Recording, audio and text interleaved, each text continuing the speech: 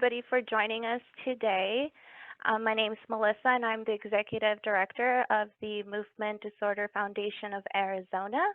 Just a couple of reminders before I do start the webinar. We do have a question box down below that you're able to submit any questions that you have throughout the presentation. Each speaker will be answering all questions at the end of their presentation. If you do have a question that does not get answered in today's webinar, we will be sending an email with an overview of unanswered questions to all participants. As well, if you have questions for our sponsors, you are able to submit them in the question box and direct them to each of our sponsors, and they're able to answer them in the question box as well. If you have any questions that you want directly to send to a sponsor, go ahead and send me an email at director@mdfa.us, and I'll be sure to send them to the sponsor. Our webinar today is sponsored by the following.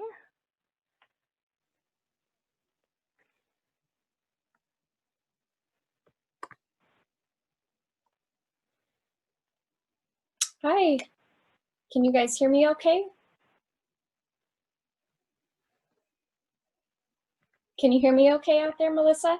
Yes. Yes, go ahead. Okay, wonderful. Hi, everyone. This is Christy. I'm with Amneal Pharmaceuticals, just one of the sponsors today.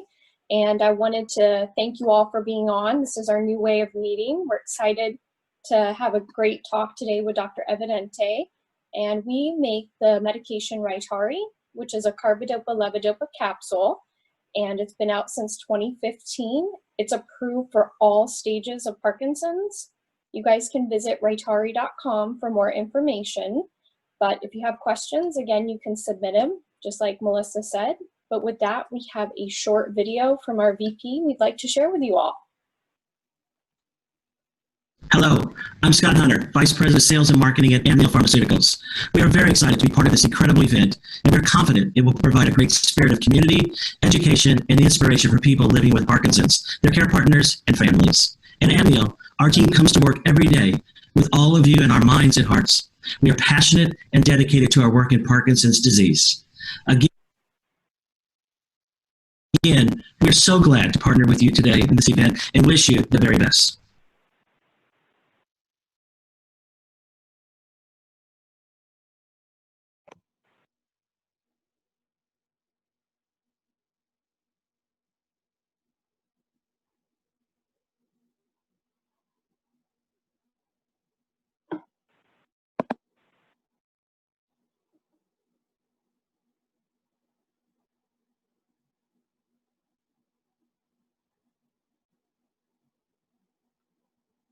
Hello, can you hear us? Yes, Jill. Okay, welcome everybody. My name is Jill Wallace and my co-worker is Joey Gregan. I'm not sure if Joey is on, but we are two of the local representatives that work here in Arizona, and we represent deep brain stimulation therapy. We're very honored to be here today, and we hope you enjoy this video.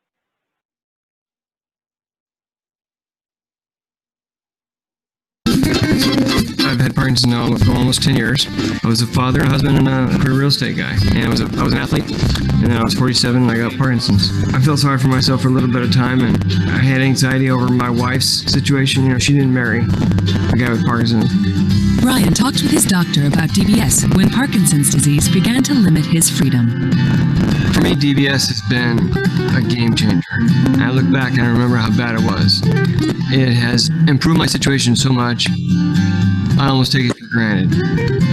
DBS therapy requires brain surgery that may include serious complications such as coma, bleeding inside the brain, seizures, and infection. DBS therapy may cause worsening of some motor symptoms associated with your Parkinson's disease and may cause speech and language impairments. For more information about DBS, visit medtronic.com/DBSinfo or call 1-866-617-7246.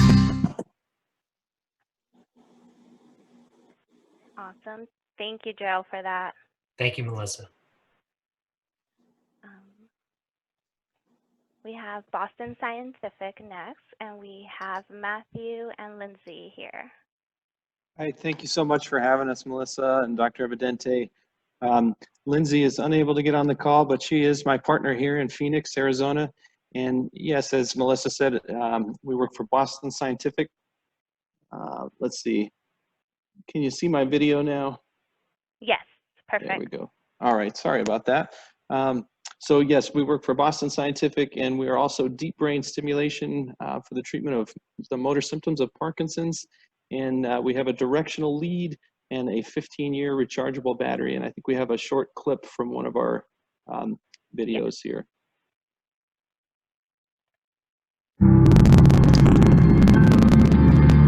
My name is Kenneth Brown. I'm a pastor in Fountain Hills, Arizona.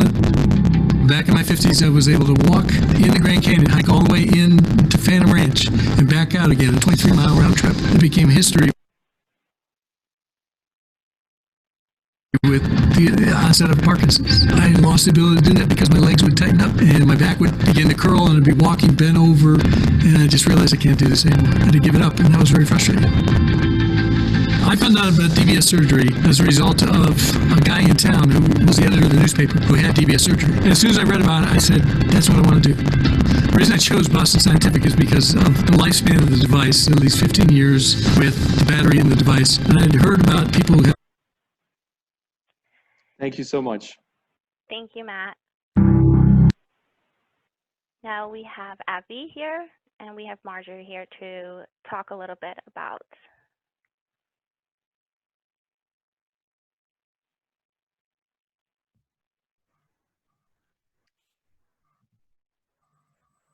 Hi, Melissa, can you hear me? Yes, I can. Good afternoon, everyone. Thank you for joining us. My name is Marjorie Crenshaw, and I'm the representative and nurse for AbbVie for the state of Arizona, and I represent the Duopa pump. Melissa has been so kind as to add information which will be going out to every attendee regarding the Duopa pump, which bypasses the stomach and delivers carbidopa-levodopa directly to the small intestine. That will be in a packet that goes out to all of the attendees, including a patient video, some educational information, and the ways that you can connect with another patient that is, has been prescribed and has been living with Duopa. Thank you so very much, everyone. Enjoy the presentation. Thank you. And then we have Jamie from Acadia. Hey, Melissa, how are you? Good, how are you? Good. Thank you for actually having me on. I don't have any special backgrounders or videos, so, but I am the representative for Nuplazid, which is a once-a-day capsule to treat the non-motor symptoms of Parkinson's disease. So anyone who experiences hallucinations or delusions, we do have a once-a-day capsule that is out, been out for about 4 years, covered on all Medicare Part D plans as well as commercial plans. I'm sure I've met some of you at my exhibitor booths, and I just asked to talk to your physician about it if you do experience any hallucinations or delusions. But thank you. Awesome. Thank you, Jamie. And last but not least, we do have UCB Patrick. Hello, everyone. Thank you, Melissa. Thank you for having us. Good evening to all the participants of the MDFA's educational webinar. We are honored to share a few words of support with everyone participating today.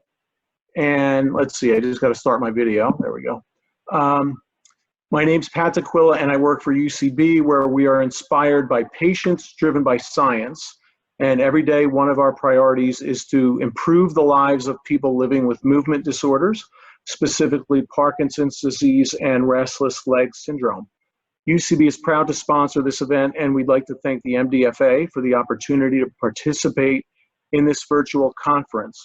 We are committed to advancing research to improve the lives of people living with movement disorders and finding solutions that help patients live at their ideal. Thank you for your participation, everyone, and your engagement and your voice. Thanks, Melissa. Thank you.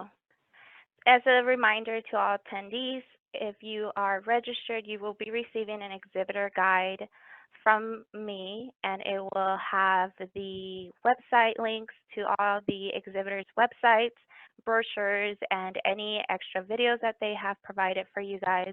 All that will be sent on Monday morning to everybody that has registered for the conference. So moving forward, we have our first two speakers. We have Vanessa and Teresa. They are both certified nutritionists and chefs from the Parkinson's Disease Nutrition. They educate Parkinson's community on current research regarding disease and nutrition. They place for people with PD their care partners to find help managing their disease symptoms and feel their best through their healthier food and nutrition education. So welcome, Teresa and Vanessa.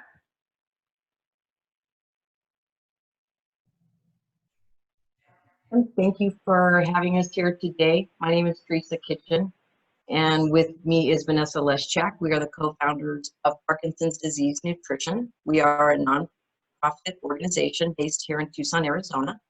We teach on beneficial nutrition to persons with Parkinson's disease, and Vanessa is going to do our presentation for us today.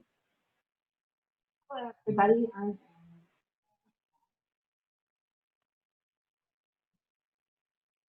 Melissa, how does that look? Do you see the one? Yes, I see your PowerPoint now. Just the first slide? Yes. Okay. So, hello everyone. I'm Check. I'm going to be doing the really short presentation on nutrition and foods for people with Parkinson's disease, and then we'll have time for a Q&A afterwards.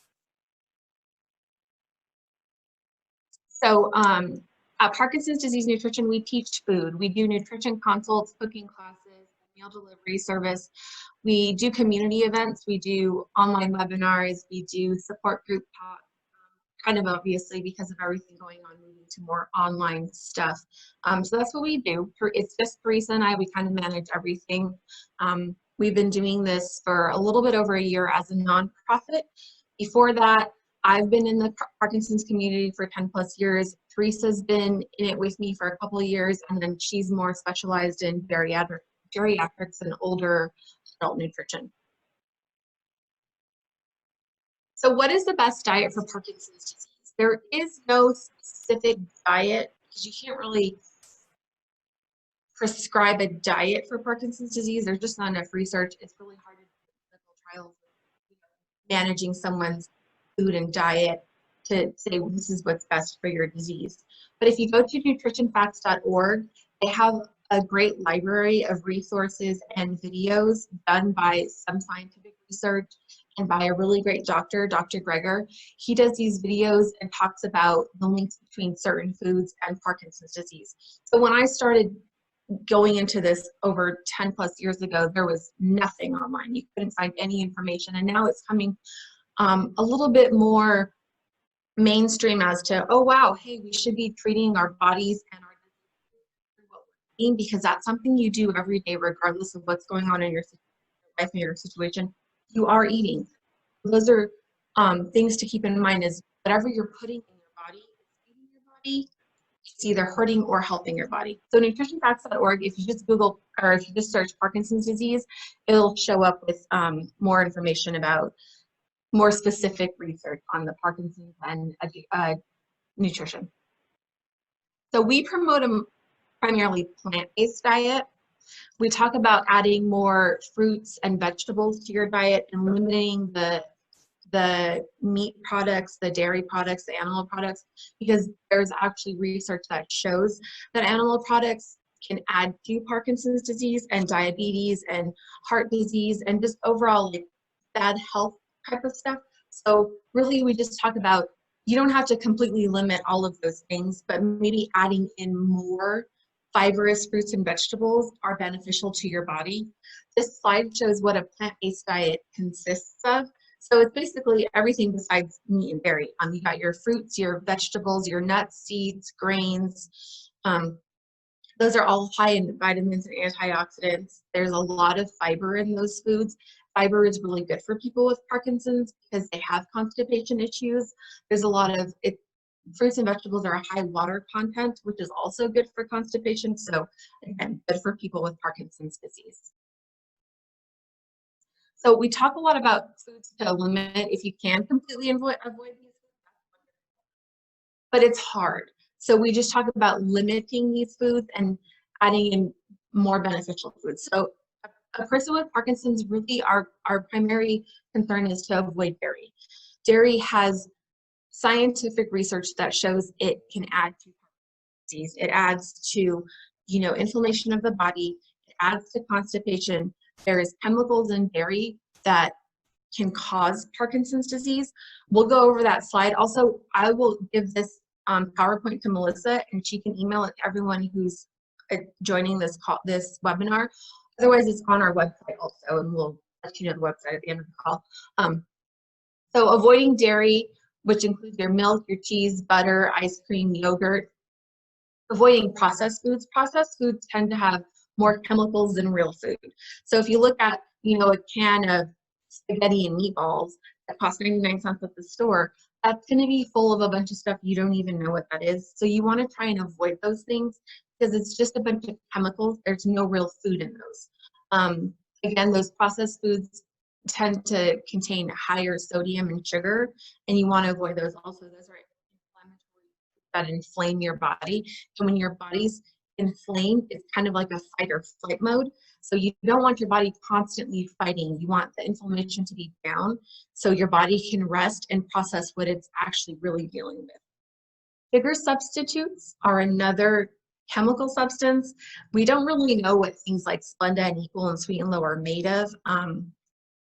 There's been lots of cancerous sugar substitutes a few years after they were created. So you just really want to avoid those sugar substitutes. If you are diabetic or sugar is an issue, you want to use something like a stevia, or there's another sugar that's comparable to like granulated sugar, and it's called Swerve. So those aren't going to spike the insulin and the diabetic sugars. They're diabetic friendly, but they're also more natural than these sugar substitutes are.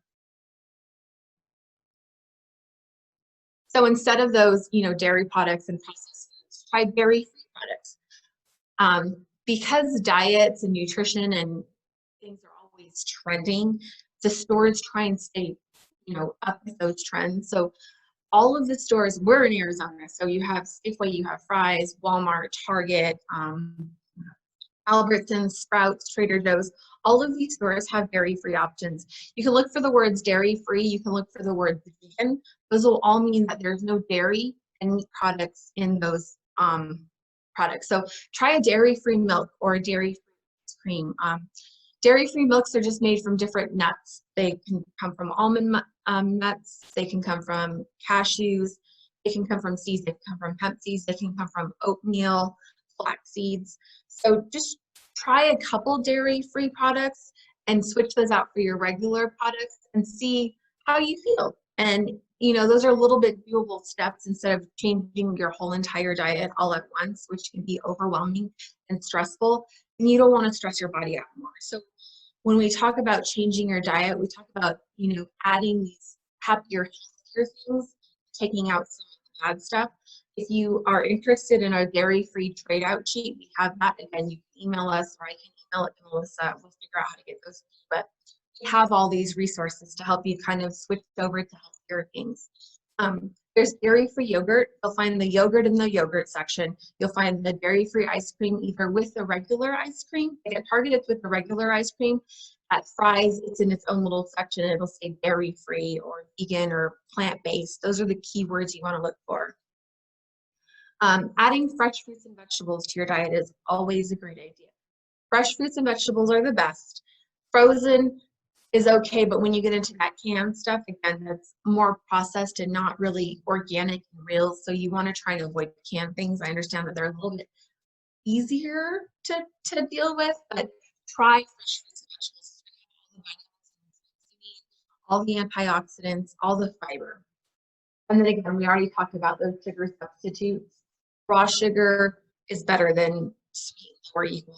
Honey, maple syrup, and then stevia and Swerve are the ones that are better for you. They're less processed. There's nothing fake in them, and they're diabetic friendly. This next slide is Dairy more explained about the process on how it's bad for people with Parkinson's. So there's neurotoxins in dairy shown to play a significant role in the development of Parkinson's disease. Those pesticides in the environment our cows are eating them, whether it's through genetics, whether it's through the soil, the water, their grains. They're ingesting these chemicals that people are using, those neurotoxins. So the cows are creating our dairy products, right? They create that yogurt that we love, and the ice cream we have to have at night, and the cheese on our sandwiches. All of these chemicals, the PCBs and the DDTs, are all found in dairy products. Dairy products are consumed by us regularly. We're taught from, you're breastfed, or then you're formula fed, and then you start drinking a bottle of milk or a sippy cup of milk. So from tiny little babies, 1 and 2 years old, we're taught, yeah, milk is good for you. They teach it in school that dairy is good for you because of calcium. You can get calcium from other products. Trying to avoid those dairy products is much better for your body, because over time, so let's say 80 years old, you've been drinking milk since you were 2, you have that 78 years of consuming those dairy products, and those neurotoxins, they kind of accumulate up in your brain. And that's what the little graph with the red dots are. All the neurotoxins are accumulating up in the brain. So when that builds up in there, it starts to affect, and that can affect that part of the Parkinson in our bodies. And then dairy also lowers your uric acid, which is super important as an antioxidant to protect our brains. So foods to increase. Antioxidants. Antioxidants, again, they're going to protect your brain. They're going to protect your cells. They're going to protect you from that oxidative damage, the stress of living in our environment. So some of the benefits of increasing your antioxidants is slower aging. You're going to have healthier skin. A reduced cancer risk is linked to higher antioxidants. Antioxidants naturally start detoxing your body, which everybody needs, but especially people with Parkinson's.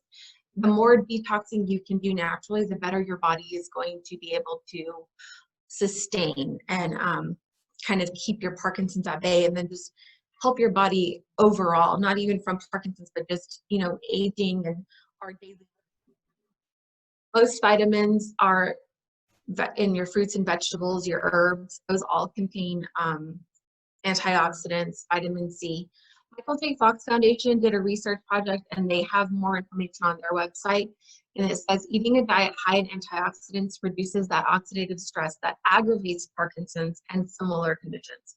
So you can go on Michael J. Fox's website, and again, under their research, search Parkinson's or food or nutrition or antioxidants, and it'll give you more of that scientific research. We kind of take the scientific parts and dissect them to make them a little bit easier to comprehend and implement. This is a great chart. We have this chart. If it's not on our website, you can contact us and we can send you. There's a couple more charts in here, but this gives you the top 10 antioxidant foods. So kind of keeping in the back of your mind, you can add these foods into your diet. This is a great list. You can put it up on your fridge or take it with you when you go grocery shopping. So goji berries and pomegranates, they have the highest antioxidants. Goji berries are little tiny dried berries. You can get them in like the bulk section at Whole Foods. Down where like cranberries and raisins are in the regular grocery stores. They're little tart dry berries, so they're good to add to your plant-based yogurt, maybe some granola or cereal, a salad. You don't need much, and they're fairly expensive, but they're really highly packed with those antioxidants, and they're pretty good. They're like a super sour cranberry texture. All of your berries, so all of your purples and reds and dark colored berries are going to be really good for you. Those are going to be high in antioxidants. You can still have dark chocolate. We don't ever recommend giving up things like that you love, that are comforting and delicious and those cravings, but just minimize them in kind of healthier ways. So dark chocolate usually doesn't have any dairy in it either. And it tends to not have, you can go to Trader Joe's and get a dark chocolate bar that doesn't have any dairy and it's made with pure sugar instead of some sort of chemically based sugar. Dark leafy greens, your spinach and your kale, fresh in a salad. Again, those dark fruits, the prunes and plums. All of your herbs are going to be high in antioxidants. Dill and parsley are two of the highest ones. If there's a way you can incorporate those, that's going to be best for you. Those are the highest antioxidants. You can use those in all of your dishes. You can roast some potatoes with parsley, a little bit of sea salt and some black pepper, and there you go. You have a kind of healthier dish than, let's say, French fries from fast food. I did recently learn that dry herbs are up there with the fresh ones. So if you can't get all the fresh herbs, go and invest in some dry herbs. They're going to be almost as good as the fresh ones. And try and stick to organic when you're doing fruits and vegetables and your herbs.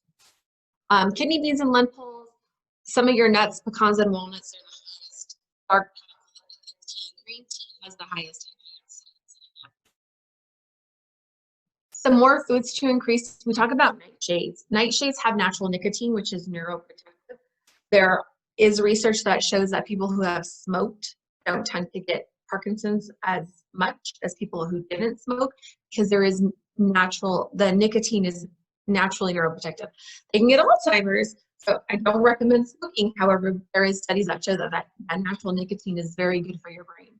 So Mercola.com did a study, and it shows that peppers are the highest content of natural nicotine. So those are the most neuroprotective. If you can add, peppers into your diet a little bit more, that's going to help you add that natural nicotine and be a little bit better for your brain. So here's a list of the nightshade vegetables. There's controversy over nightshade vegetables because they tend to inflame people with inflammatory diseases. So if you are allergic to nightshade vegetables, and you have either been told by the doctor, or you know that if you eat tomatoes and potatoes, you just aren't feeling great, avoid those. Don't add these into your diet. But if you're not allergic, these are great vegetables to add to your diet. They're full of vitamins and minerals. They have that natural nicotine, so they're helpful for your brain. Tomatoes and eggplants, potatoes, again, those peppers, pretty much in any form, they're going to have that highest content. Mercola suggests eating, I believe, 3 to 4 times a week, adding in those peppers to your diet, or some other nightshades. Cauliflower, and again, that green tea is on here. More foods to increase your omega-3. So if you're concerned about secondary symptoms of Parkinson's, like dementia and confusion, get serious about consuming more soybeans, flaxseed, and kidney beans. Kidney beans was on that antioxidant sheet. So there you go. You can get repeat things. So have some kidney beans and some fresh herbs and a little bit of quinoa. You're going to have a complete meal, and it's going to tick off a bunch of these boxes of things that you should be implementing into your diet. Soy in particular is being studied for its against Parkinson's. Again, there's controversy over soy, but if you're going to do soy, do an organic soy like tofu or edamame, which are soybeans. So you can add those into your diet. Do the organic ones. Don't do processed soy. Don't do, they use a lot of soy as fillers in foods. And if that's more along the lines of that soy controversy. If you have Parkinson's, soy is good for you, but do be careful because it is higher in protein. So if you are going to, let's say, switch out, your steak twice a night, or twice a soy substitute, like maybe some ground tofu with a bunch of herbs and stuff. Be careful when you're timing your medication with that soy, because it is high in protein. So try and do it towards like the end of your night, maybe do it at dinner time, so it doesn't affect you as much and your day is, coming to an end and a little bit calmer. Fiber. So adding fiber to your diet is really good for people with Parkinson's. As we all know, constipation is one of the #1, key things about Parkinson's, and then medication, and then stress of having Parkinson's and everything else. So people with Parkinson's really need to add a lot of fiber to their diet. This is a really great list of fibrous foods. I won't really go over it. Again, those raspberries, those dark berries, the greens are on here, the herbs are on here, the beans are on here. So adding any of these fruits and vegetables and nuts and seeds and grains to your diet are going to be beneficial and, cover a lot of these other things that you need to be adding to your body. This is another good chart. It'll come in this presentation, or again, you can reach out to us and we can give you all of these little handouts so you can print them out and have them to kind of, keep at the front of your mind. So constipation. The best way to deal with constipation is adding those fibrous fruits and vegetables, taking out that dairy and those meat products. Dairy and meat products naturally cause constipation. So adding toxins and medications and stress. So you've got like all these things going against you. And honestly, you have to go to the bathroom regularly as much as possible, because having all of that stuff in your body isn't really good. Constipation is uncomfortable and it doesn't feel great. It makes us irritable, but it also kind of leaks more chemicals into your body. So as much as you can get your constipation under control, the better off you are. And again, even if you just overhaul your diet to deal with constipation, you're doing your body such a great thing. So drinking more water. Obviously here in Arizona, we know, especially during the summer, we have to drink so much more water. As much water as you can. If you need to flavor it with some lemon and some cucumber or some berries. Add some sparkling water. However you need to get that water in your body, you're going to be better off. Fruits and vegetables have a lot of water content, so those are going to help with hydration and the constipation, because they're hydrating and they're fibrous. So you got, you know, two things working for you there. Exercise. We all know we need to exercise. There's a lot of research that shows that exercising for Parkinson's is one of the best things you can do.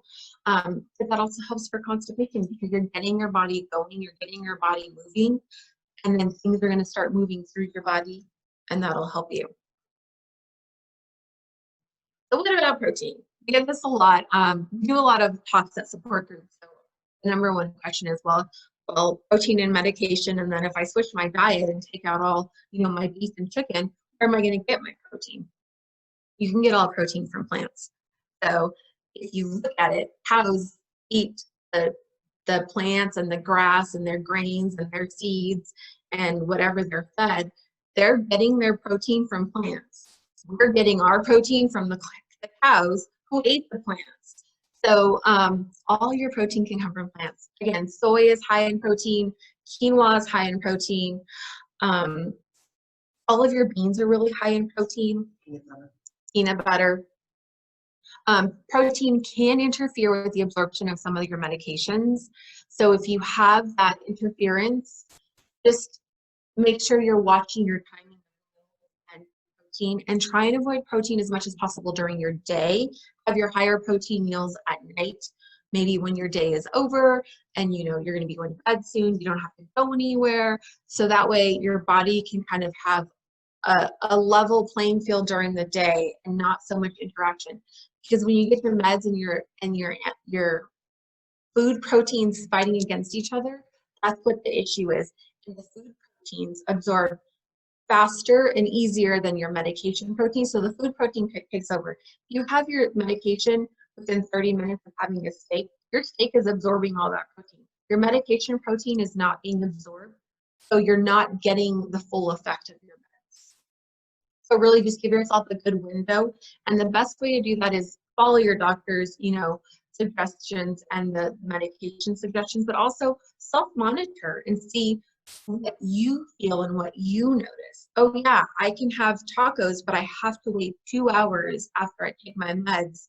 So I know my medication, you know, is absorbed, but then it doesn't seem to affect me as much. So it really is all about the individual, but there are some guidelines to just kind of, you know, an hour before and an hour after medication, you want to avoid protein. This is another chart of the top seeds, the peanut butter, all the nuts, oats, lentils, beans. Some of our greens, you know, kale and spinach are up on that list. And the potatoes. Potatoes have protein. Who knew? What can I do? So again, self-assess, keep a food diary. If you want, we have a chart that we give to our clients and our support groups. It's just a weekly chart, and it shows what I ate for breakfast, what I ate for lunch, what I had for snacks, what I had for dinner, and then how do I feel at the end of the day. You can just do this in a diary or get the chart from us. But kind of keeping a week at a glance and then looking at it at the end of your week and seeing, oh yeah, these are the things I ate and this is how I felt. That's going to let you self-assess and let you self-gauge to be like, every day that I had bacon for breakfast, my meds were off, you know, at this time, or I didn't feel so great, or I had to take a nap, you know, 2 hours earlier than the day I didn't have bacon. Whatever it may be for you, food is such an important thing for our bodies and our health and our minds that you don't want to limit it and make it stressful and hard, but just kind of self-monitoring is going to let you know what you can and can't do for yourself. And then seeing a dietitian, It can help you go over diets, getting suggestions from your doctors also. Evaluating your kitchen and pantry. What can you absolutely give up today?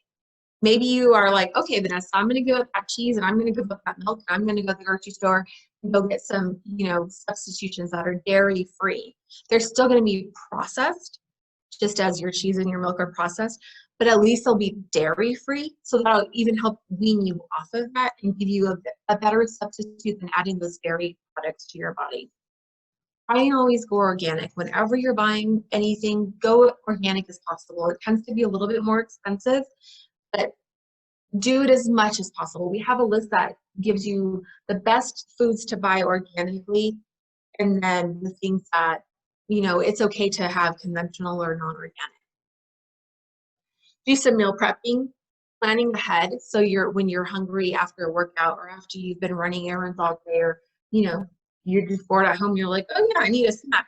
If you plan ahead and have a couple more meals and items that are already prepared in your refrigerator, or you've already overhauled your pantry in your refrigerator, you'll have those things that are readily available, but they're healthier options. So that'll help you keep on track of eating healthier than going back to the bad foods. It's okay. Have some dairy-free yogurt at your house. If you really, or ice cream, if you really like ice cream and you're like, no, I'm going to give up ice cream, don't give it up completely. Try a dairy-free option so you have it. Because at least if you have it in your home, you're not going to go out to Dairy Queen or Baskin Robbins and be like, well, I guess I just really want ice cream, so I'm going to go do this. And then you'll feel better too. You'll feel like, at least I had that in my freezer. It was a dairy-free option. Yeah, it's still processed. It's a better option than, that milk-heavy and cream-heavy ice cream. Get involved in some sort of class or a recipe exchange with some friends, a potluck, which are really hard to do right now. But you can do something virtually. Yes, or here's a recipe, I'm going to email it to you. Or join an online cooking class. Just get some fresh ideas and get more familiar with eating and ways to implement these things. And it looks like that is the end of my talk. We have recipes and shopping lists classes that we used to do.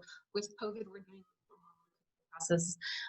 It's better than no cooking classes. It's not the best. We have a bunch of resources and tools. We have the references and printable handouts. So if you need anything along the way, or you just want to reach out and talk more, that I'll give Melissa our contact information, or Parkinson's Disease Nutrition is our website. And it looks like we are going to have some Q&A. So one of the questions is Truvia as a sugar substitute. So Truvia is a good sugar substitute. It would be in line with your Splenda or your honey, your agave. You want to use something that is plant-based. So we definitely agree with Truvia. The next one is, I want to change my diet, my PD. What is the first step I can take? Where do I start? I can't make all of these changes at one time. You absolutely cannot make all of these changes at one time. As Vanessa stated, it's stressful. You're already in a stressful situation to begin with. The best way to change your diet and to help improve your Parkinson's would be to, at home on your own, you can just take one thing that's in your pantry or your refrigerator, like today or even tomorrow, and let's say it's your yogurt. You like to have Greek yogurt or yogurt in the morning. So the one thing that you can do for yourself right away is like switch out that yogurt to a non-dairy yogurt. They're available in every single store, and they, just like regular yogurt, they're different textures. They come flavored, they come unsweetened, they come different fruits, and that's very easy to do. But then also reach out to the resources that are available. So like a resource like our website, or Vanessa or myself, we're both nutritionists. We can easily help you make those changes that don't stress you out. Speak to your dietitian if you have one, or ask your doctor to recommend a dietitian for you. So for yourself today, it's easy to make just one start, and then it just sets you off, and then the next time you make another one, it gets easier and easier. The next question is, do you provide nutritional counseling? Yes, we do. Please reach out to us. either by email or by phone number. We will have those resources for you. Melissa can get them to you. We absolutely do. We liked to meet in person, so we can do nutritional counseling either in person, like a one-on-one. We can come to you if you're comfortable with that. If you're not comfortable with that, we can do it via FaceTime or a Zoom or some sort of video interaction. And when we do our nutritional counseling, we do a one-on-one. We get to know you. We get to know your eating habits, how you're feeling, your medications. Just kind of an overall. When do you go shopping? What do you have in your home right now? What are you comfortable doing? What are you not comfortable doing? What do you need help with? And then we can't prescribe a diet. Everything that we have to help you eat better and healthier. And nutritionally. And nutritionally and for your symptoms and for your Parkinson's. There are some people out there who have been like, I have Parkinson's, I switched to a plant-based diet. These are the symptoms that I've noticed that have gone away. Constipation is number one. Medication interaction. So people who have switched over to more of a plant-based diet have less interaction with their medication. So their medication is getting more absorbed. So they're feeling better. It's working more. You really have to see what it is for you. So yeah, we do provide those resources. The next question is about our meal kits. So we do a meal delivery service in Tucson and Phoenix, so Southern Arizona. But we also have a service on our website where it's kind of like the meal services you see on the TV or online where they send you a box. So we send a box with recipes and all of the dry stuff. All of the measurements are measured out. All of the dry products are there. And then we give you that grocery list to go either, get the fresh fruits and vegetables that you may need. Maybe you need like a plant-based butter. So all the stuff that we can't keep shipping and it's too much to keep cold and too much of a risk. So we give you that list of all those things that you can go buy fresh at the store and then just add them to what we've already sent you, and you have complete meals that you cook on your own. They're designed and tailored to people with Parkinson's, and they're their partners or their spouses. They're for 1 or 2 people depending on your household. We have that on our website.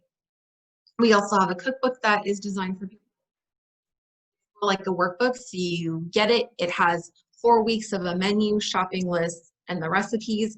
And then as you go along, you can take out recipes that you don't like and replace them with. As soon as I get the website updated, have a resource list of more recipes that you can print off or get shipped to you and add to your cookbook manual. So all of these things are tailored for people with Parkinson's. Making these recipes, and we want your input. I mean, we put these recipes out there, but that's from our combined experience. We both are chefs. We both do personal cooking for private clients. So that's the recipes that we tried and true, like how you grow up with your mom, your dad, your grandpa, those recipes that are handed down. But we always want input from people that get our recipes. Feel free to always call us and tell us what you added and stuff, and then therefore you are getting that interaction like you would during a cooking class, or it gives you some community and it's fun. So our next question is, I have Crohn's. Dr. You said to eat. Is there a way to narrow it down some? Yes, there is. This is a question that's a little more intricate. This is a question that's better answered if we answer specifically with you, whether you phone us or we email you. And because Crohn's is an inflammation issue, it's a little more intricate. So if a certain food like bananas or something causes that inflammation of your Crohn's, you certainly do not want to eat that. In general, and I speak literally generally, a lot of times when people have a Crohn's flare-up, they have to go to a very basic diet that is very bland and usually soft. And so what out of that, once their flare-up comes under control, then you can start adding back in a lot of your fruits and vegetables. So because we do promote plant-based, it would be all of those. And that's the most basic answer, is once you come out of a flare-up, and you're adding more foods into that bland diet, then you can add a little bit more of these fruits and vegetables, but we can go into that a little bit more in depth personally or on the phone or through an email for you. And then our last question is, one of our last questions is, if we can't go totally, is it still beneficial to do it a few days a week? Oh my gosh, the answer to that is absolutely that is. Even the best way that we try is even if you're only going to do it 1 day a week. So let's say you're going to pick Tuesday, and Tuesday you're going to go plant-based that day. So you're going to have a plant-based yogurt, and then for lunch you might have a really good peanut butter and jelly sandwich, and then for dinner you're going to have maybe some bean chili or a quinoa dish, and then the rest of the week you stick more to what you're familiar with.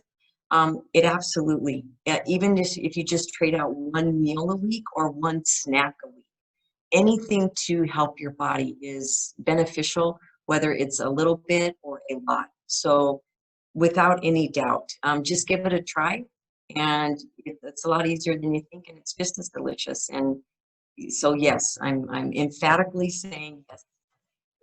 And then this has got our last question here. Absolutely. Turmeric is so good for you. It's kind of the newest trended superfood. If you're going to do turmeric, you want to try and do it every day. You can add it to your food, or you can kind of do it in a shot. You can add it to your smoothie. You can do it in a little bit of water. Whatever you do, I believe it's a teaspoon of turmeric and a little sprinkle of black pepper.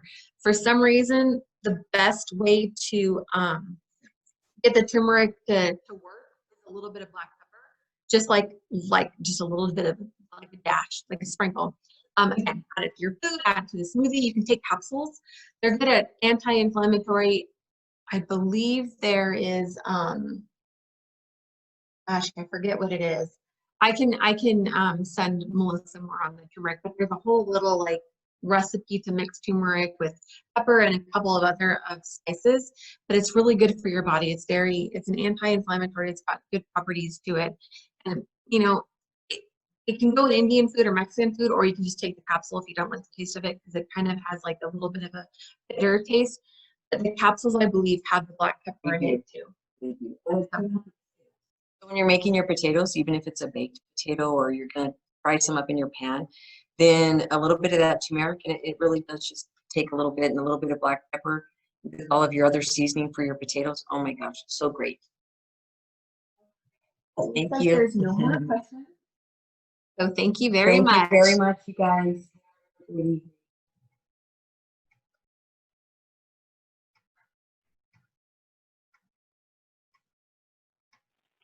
Awesome. Thank you, Vanessa and Teresa, for that. We will continue our presentation. We have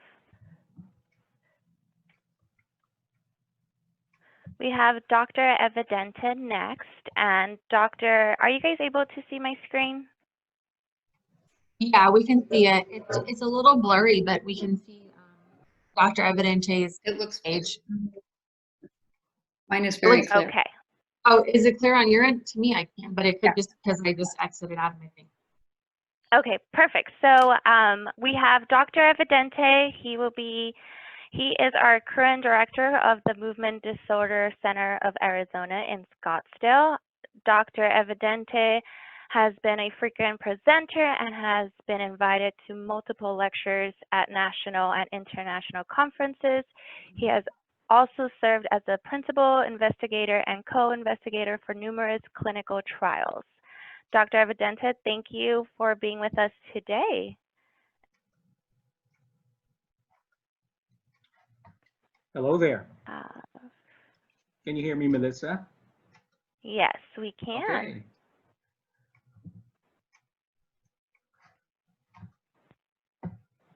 Are you able to see my screen now? Yes, we are. Okay. Well, hello everyone. My name is Jerry Evidente, and I'm a movement disorders neurologist. And I'd like to thank everyone for tuning in this afternoon. I also want to say a special shout out for some of our audience from across the globe in the Philippines, and also from participants here in the US from other states. So Today we're going to have a very busy agenda. I'm going to be tackling two very interesting and big topics.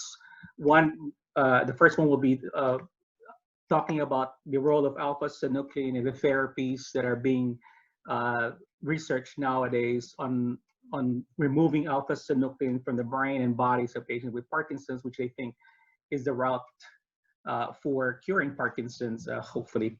And then the second part of my talk will be discussing COVID-19 and its significance in patients with Parkinson's.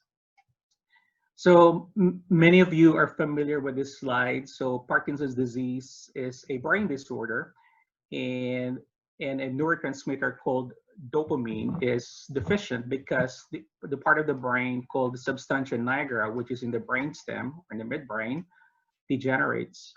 And the usual causative agents or triggers for degeneration of the substantia nigra that we have thought of are pesticide exposure, heavy metals, and also certain genes can predispose to degeneration of the substantia nigra.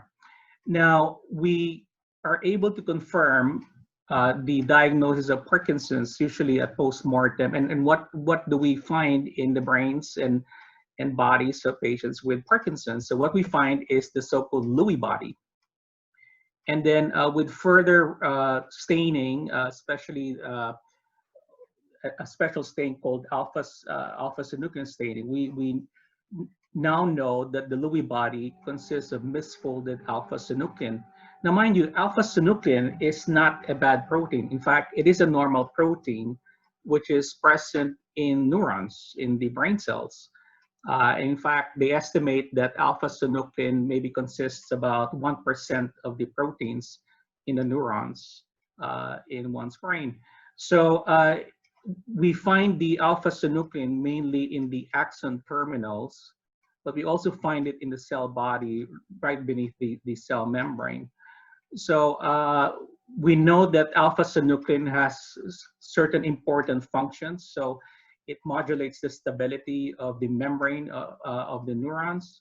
It also influences the signaling from one neuron to another. It also is involved in the trafficking of proteins and other substances across the axons. Now, how does a good protein that has a good function called alpha-synuclein become pathologic?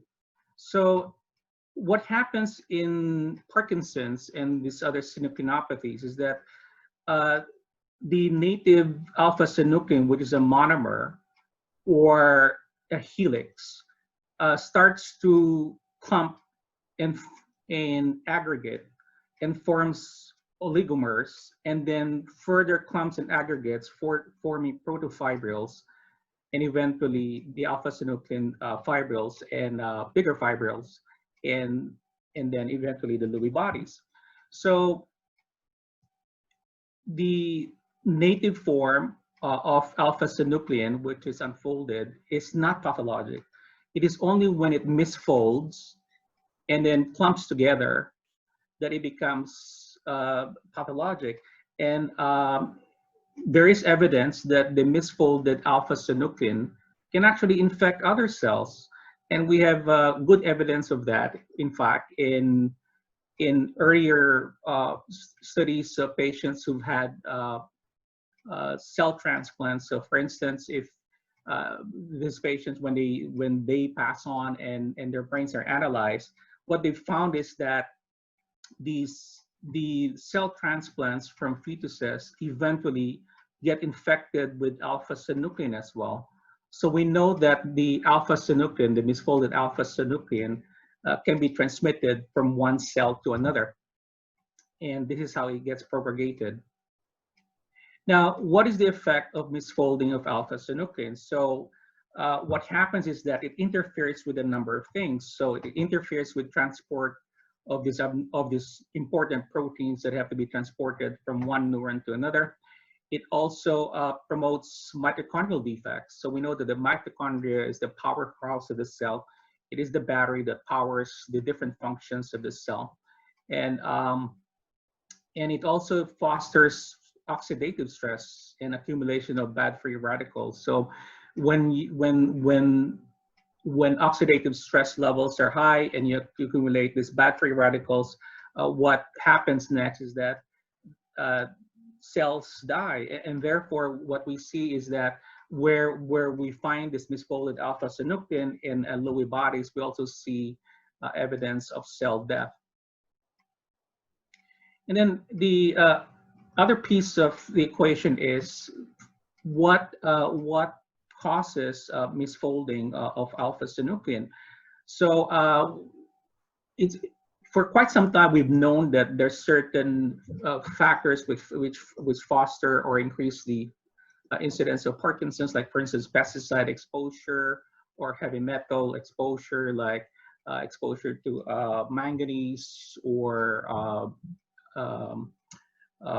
lead or mercury. So the so-called toxins lead to misfolding of the alpha synuclein, and also some genetic mutations. So there are at least 5 known mutations involving the alpha synuclein gene, and that any of these genetic mutations can cause the misfolding of this normal protein. And then once these proteins misfold, they form certain structures that we now recognize on pathology. So for Parkinson's, we look for the Lewy body, or we look for the Lewy neurites. And whereas for multiple system atrophy, we look for what's called cytoplasmic inclusion bodies, which are mostly present in the glial cells. So the glial cells are the support cells in the brain or in the spinal cord, and this is where we find the so-called cytoplasmic inclusion bodies, which are clumps of misfolded alpha synuclein. So the list of synucleinopathies is not a long one. So the most common synucleinopathy that we see in clinical practice is Parkinson's disease. I've alluded to the second most common one, which is multiple system atrophy, which is a combination or combination of Parkinsonism with ataxia, which means incoordination. They also have prominent autonomic symptoms, like for instance, orthostatic hypotension, incontinence, constipation, sweating abnormalities. And then the third most common synucleinopathy that we see is dementia with Lewy bodies. So dementia with Lewy bodies is a disorder that is a crossbreed between bad Parkinson's disease and bad Alzheimer's disease. And the hallmark of dementia with Lewy bodies is that the cognitive issues are very prominent and an early feature, and usually precede the onset of Parkinsonism. So Parkinson's disease patients and MSA patients, for instance, may develop some dementia, but usually the dementia is seen in later stages, not in the beginning. Whereas in patients with dementia with Lewy bodies, the dementia or cognitive impairment is seen very early on. The other hallmark of dementia with Lewy bodies is the presence of hallucinations, which are very prominent. And then when we give these patients the same drugs that we use for Parkinson's, most commonly levodopa, many of these patients hallucinate even more. And then there's a fourth disorder called pure autonomic failure. This is a rare disorder. It only presents with pure autonomic symptoms. There's no Parkinsonism, there's no tremor, there's no shuffling of gait.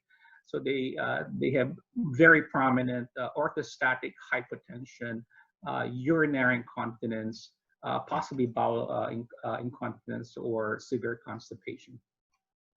Now, of these synucleinopathies, the one that we diagnose the most and the most frequently is Parkinson's disease. And mind you, the pathology studies have shown that even among movement disorder specialists like myself, the accuracy is not very good. For instance, one study showed that only 53% of levodopa responsive Parkinsonian patients that we diagnose as Parkinson's within the first 5 years actually have a diagnosis of Parkinson's. And then another study showed that out of 100 Parkinson's patients, we only hit the diagnosis in about 3/4 of those. In other words, 25% of the time or 1/4 of the time, we are wrong. And that's not very comforting, both to ourselves and to the patients. And then for the other synucleinopathies like multiple system atrophy and dementia with Lewy bodies, the accuracy is even less. And therefore, what that means is that we may be treating a patient for Parkinson's or MSA or dementia with Lewy bodies, and a good percentage of the time we are wrong, and therefore it is only on pathology that the diagnosis is actually clinched and confirmed. So Parkinson's disease presents with both motor and non-motor symptoms, and the diagnosis is often made when a motor symptom appears. So the first time that somebody suspects Parkinson's, one of your physicians, maybe your primary care physician, or maybe a neurologist or a movement disorder neurologist, may see a tremor, usually a rest tremor in one limb, may appreciate rigidity on exam, and then the most common feature that leads to a diagnosis of Parkinson's is bradykinesia, which means slowness of movements. And then the fourth motor feature, which is usually a later feature, is posture instability. So when I see posture instability in the early stages of a Parkinsonian syndrome, I usually doubt the diagnosis of Parkinson's, since this usually is a later feature.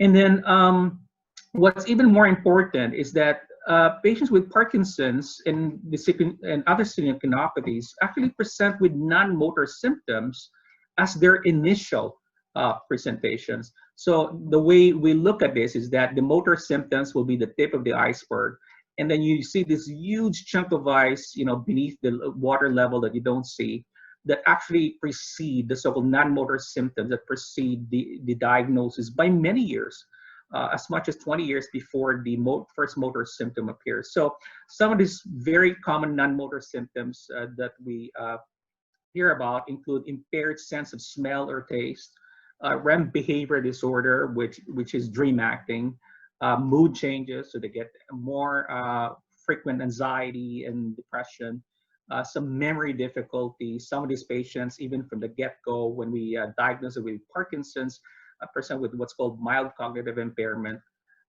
sleep disturbance. Some patients have difficulty sleeping. If you do a formal sleep study on this patient, their sleep architecture is not perfect. And then many patients complain of fatigue.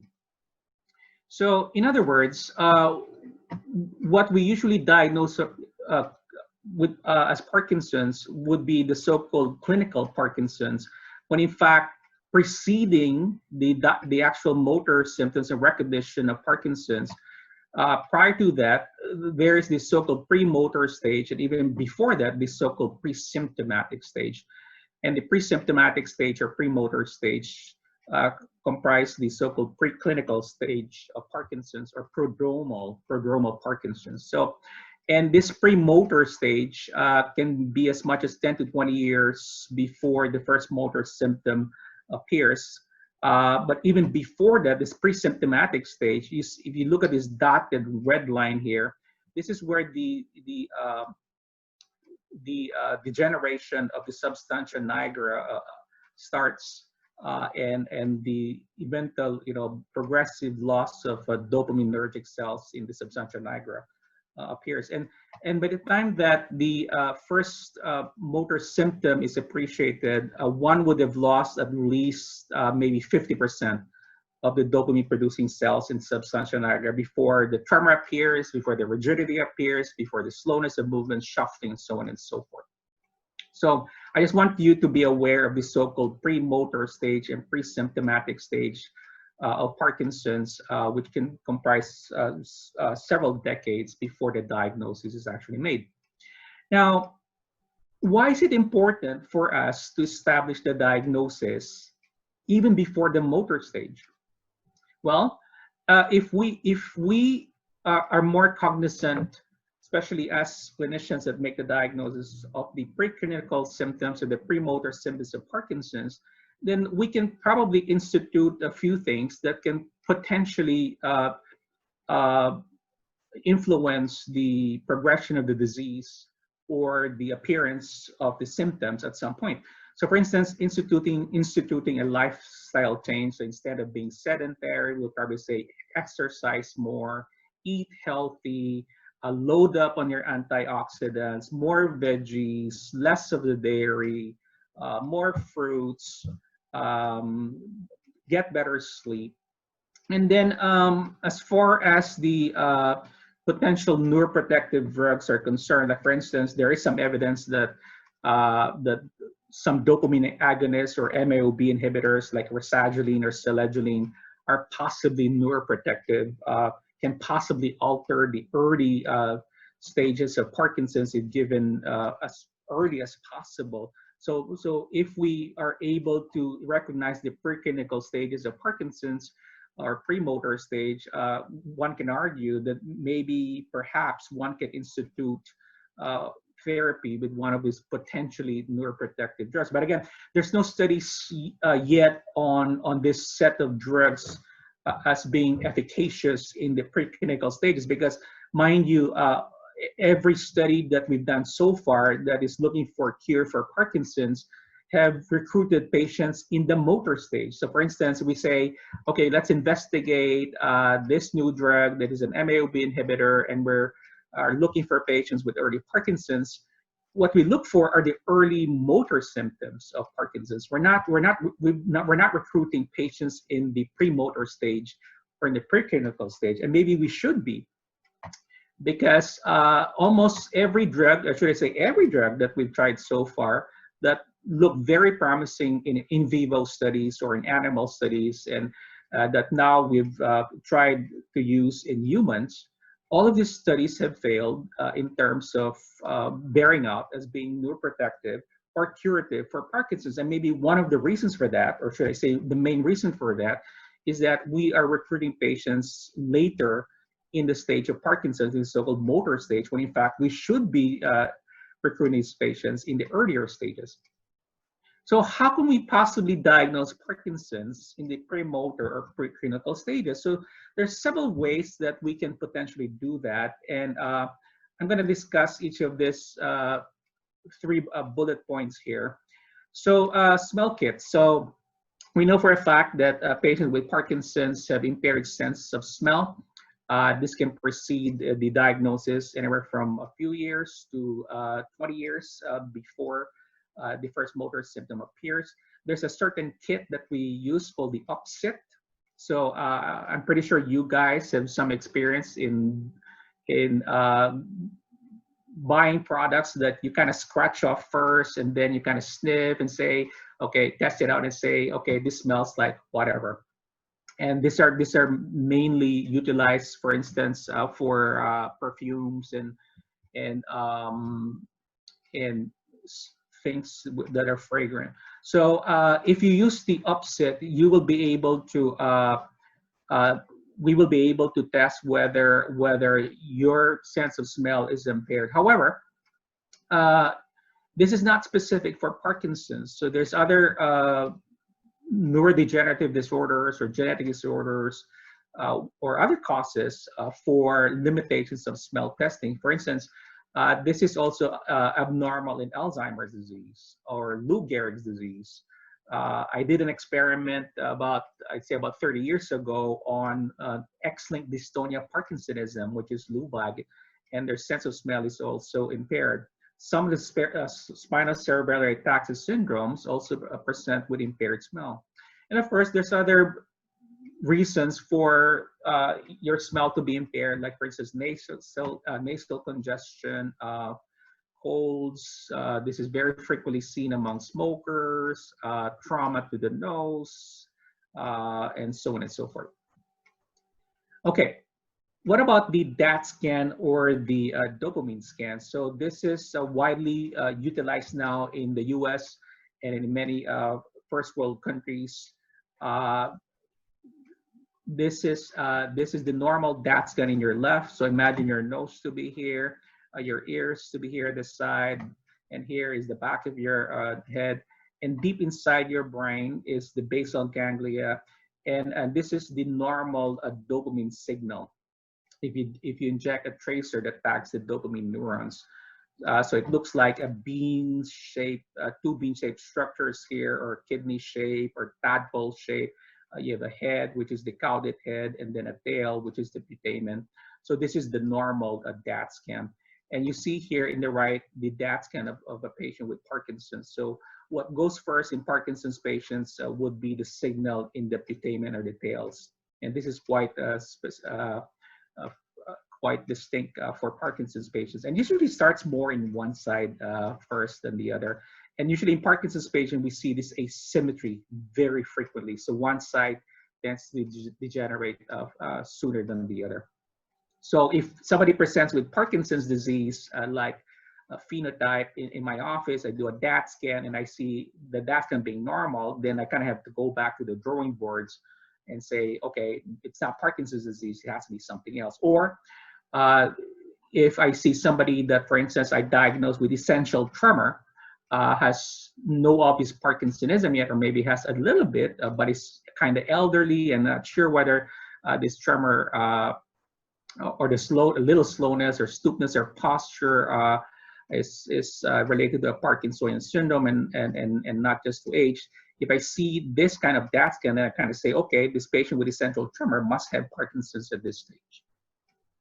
Okay, what are the limitations of the DAT scan? So first of all, it's not specific for Parkinson's disease. So there's other mimics, or should I say there are other diseases, I should say, where the DAT scan will be abnormal. Like for instance, multiple system atrophy, especially the Parkinsonian type, MSA-P, Parkinsonian type of MSA. And then progressive supranuclear palsy patients also often have abnormalities in their DAT scans. Patients with dementia with Lewy bodies, there was one study where almost all patients in their cohort present with abnormal DAT scans. And then corticobasal degeneration, which presents with dystonia in one limb, usually one upper limb. And they also have this apraxia of that limb, may also present with abnormal DAT scans. Strategic strokes can lead to abnormal DAT scans as well. And some genetic syndromes, including LUBAG or X-linked dystonia Parkinsonism. The huge majority of my patients with LUBAG have abnormal DAT scans. So it's not specific for Parkinson's. Secondly, it can be read as normal, especially in the early stages when the findings are very subtle. And when that happens, it can mislead the clinician into believing that the patient, if read normal, doesn't have Parkinson's, when in fact, some of these patients clinically have Parkinson's, they respond to levodopa and have a sustained response to levodopa. And if you were to repeat the DAT scan down the road, many of these patients eventually have abnormal DAT scans. And then the results can also be influenced by medicine that they take. For instance, antidepressants, dopamine blockers are the two biggest classes of drugs that can affect the results of the DAT scan. And then the biggest one in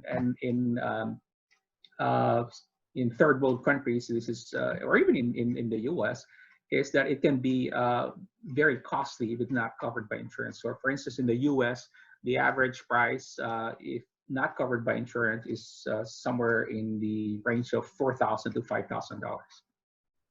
Okay, what about tissue biopsy? So there's several tissues, peripheral tissues, that one can biopsy to try to detect the misfolded alpha synuclein. So they've done, for instance, research studies on salivary gland biopsy. So you can biopsy the parotid gland here, which is in front and below your ear, or you can biopsy the submandibular glands, which are beneath your jaw. The problem with that is that this needs a certain expertise, experience. Sometimes we even use ultrasound, and that the yield, even for established Parkinson's patients, is somewhere in the range of about 75%. So in other words, if we do 100 biopsies, salivary gland biopsies, for patients that are that clinically have Parkinson's, have abnormal DAT scans, respond to levodopa, about 25% of these patients, or 25 patients, will have a negative salivary gland biopsy. What about intestinal biopsy? So Again, this can be hit and miss. It really does not differentiate very well between Parkinson's disease and the other synucleinopathies. There are also cases where the intestinal biopsies are positive and yet the patients are completely normal. And this also needs special equipment and special expertise, and it's quite invasive. It's not a very pleasant procedure. Certainly, it's not a procedure that I would jump into readily, or any of my patients will gladly embrace if I were to say that a colonoscopy is necessary in order to establish a diagnosis. Now, more recently, though, we have now looked into skin biopsies, and alpha-synuclein is actually present in the skin of Parkinson's patients. For instance, if you do the alpha-synuclein stain, and this is the brain now, the red, the portions which are red here are the portions where alpha-synuclein is present. And if you do the same patient and do a skin biopsy, you will also detect alpha-synuclein. And therefore, skin biopsy now is one of the tools we use for detecting alpha-synuclein in the periphery, which correlates with having alpha-synuclein in the brain as well. It's minimally invasive. We use a very tiny tool that punches the skin. It is about 3 millimeters in width and about 4 or 5 millimeters in depth that we punch, and then we do 3 sites behind your neck, above the knee and above the ankle, and then there's no stitching required since the punches are so tiny that the punch hole closes on its own without any stitches or stitching unnecessary. And then we send the specimens to a lab, and the first lab, commercial lab, to do alpha-synuclein staining happens to be here in Phoenix. It's called the Cutaneous Neurodiagnostics Lab. And then they send us a report. So what they do is, for instance, here's the skin biopsy specimen. What you see here in green are the autonomic neurons. I said the autonomic nerves, rather, peripheral nerves. And it stains the axons of these nerves. And then if you do the alpha-synuclein stain, what you will see is a positive overlap between the nerve fibers, autonomic nerve fibers, and the sites where alpha-synuclein is detected. So, for instance, this is a normal, healthy control. This is the skin biopsy. We're now looking at the autonomic nerves in the dermis. So you see that in green here. Then if you stain a normal healthy control for alpha-synuclein, that same skin biopsy specimen is negative for alpha-synuclein. Whereas for Parkinson's patients, you see here the neurons, the nerve cells for the axons, and then the same axons or nerve cells are now positive for alpha-synuclein. Okay, so it is, we now know that alpha-synuclein is present in the skin of patients with Parkinson's disease. The levels of alpha-synuclein tend to be higher as the disease progresses. It also tends to be higher as the autonomic symptoms become more prominent, most commonly lightheadedness or orthostatic dizziness, as well as constipation. So what premotor symptom or non-motor symptom is most suggestive of a synucleinopathy? That symptom is dream acting or REM behavior disorder. So REM stands for rapid eye movement sleep. It is the deepest stages of sleep when one dreams. And the natural thing is for one to be paralyzed while you're dreaming. So all your muscles are paralyzed. So you don't move, you don't jump out of bed, you don't kick, you don't punch. Whereas patients with Parkinson's or REM behavior disorder often act out their dreams. And they found out that 94 to 98% of patients with RBD or REM behavior disorder are associated with a synucleinopathy. And in fact, RBD by itself is probably the premotor stage of one of these disorders, either Parkinson's, MSA, or dementia with Lewy bodies.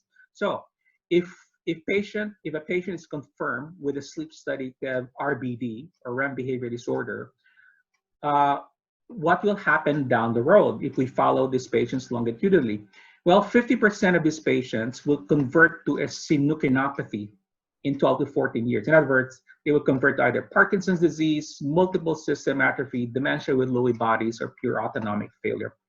And then about 75% of these patients will convert by 50 to 20 years. And some patients may have a latency of conversion as late as 50 years. And that may explain why some individuals who have adult onset or late onset REM behavior disorder never develop or will never have be diagnosed with Parkinson's or one of the synucleinopathies, because sometimes the latency of conversion can be as late as 50 years.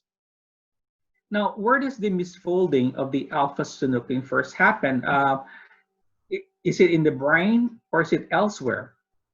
And the answer is it happens first in the gut. So there is this brain-gut connection. The gut or the intestinal tract actually has its own nervous system, its own complex of nerves, autonomic nerves at the under the surface of the or under the mucosa all the way from the esophagus down to the rectum. There's this complex of nerves called the enteric nervous system, and so the misfolding of the alpha-synuclein actually starts here in the periphery. And eventually this misfolded alpha-synuclein will make it to the brain. And so that begs the question as to, how does the misfolded alpha-synuclein reach the brain? And there happens to be a conduit, a nerve, a very long nerve called the vagus nerve, which is in fact the longest cranial nerve, which goes all the way from the medulla, which is the lowest part of the brainstem, and all the way down to the rectum.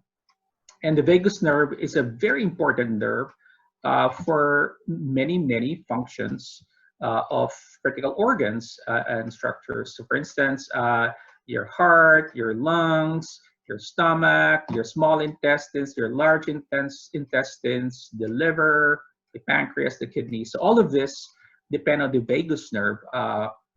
And if we are saying that, or we think that misfolded alpha-synuclein first accumulates in the intestinal walls, well, with time, some of this misfolded alpha-synuclein will be able to make it up the vagus nerve and eventually make it to the medulla and eventually higher up to the midbrain where the substantia nigra is, and start the process of infecting more cells and eventually making it up to the higher parts of the brain and brainstem.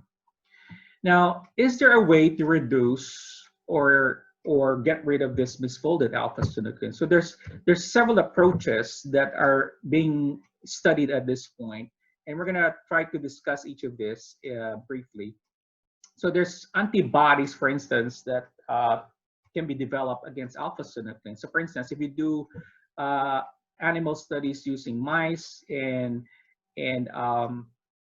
if you were to inject the mice with misfolded alpha-synuclein, they will produce antibodies against this misfolded alpha-synuclein. And then these antibodies will now result in reduced burden of misfolded alpha-synuclein in the brain. So you can actually harvest these antibodies and introduce them into patients or animals with Parkinson's. So there's 2 phase 2 studies which are ongoing or have recently finished in the US, one by Biogen and Prothena.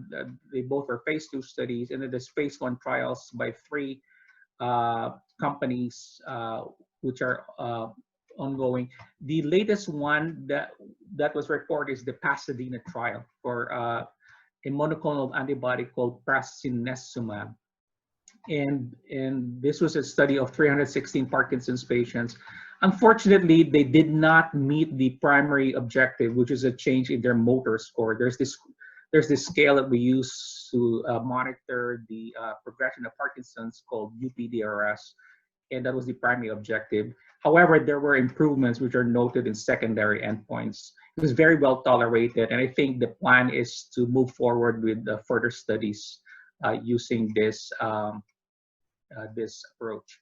And then Apheris has developed vaccine that they called PD01A, and this stimulates the immune system to produce its own antibodies against alpha synuclein. So there was a phase 1 trial of 24 early stage Parkinson's patients, and what they found out is that the vaccine resulted in production of alpha synuclein antibodies in half of these patients.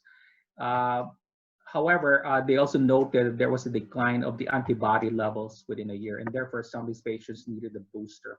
So Apheris will be soon initiating phase 2 trials for this particular drug.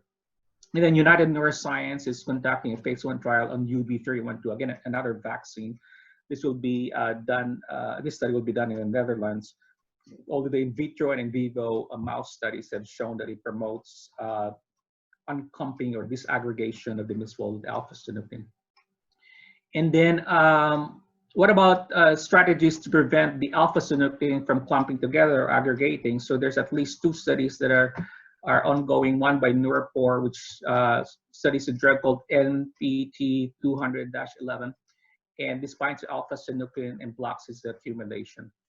And then there's this other drug called NPT088, which is being developed by Proclara. It's actually being studied for Alzheimer's as well as Parkinson's. It's supposed to bind to these proteins and prevent them from misfolding or clumping together. So these studies are ongoing for Alzheimer's, and if that is successful, the plan is to test this on Parkinson's patients as well.